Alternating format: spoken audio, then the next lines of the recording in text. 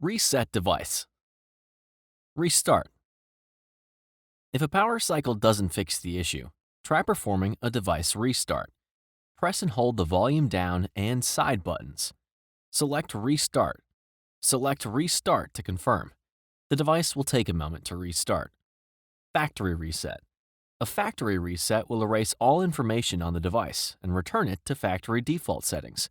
It will permanently erase all personal data, preferences, settings, and content that is saved to the device. It is recommended that you back up important data before proceeding.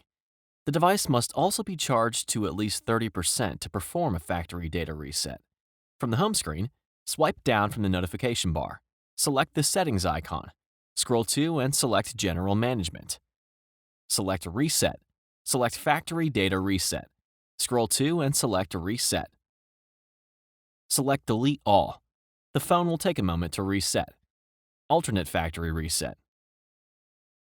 If unable to perform the standard master reset using the previous steps, try the alternate method.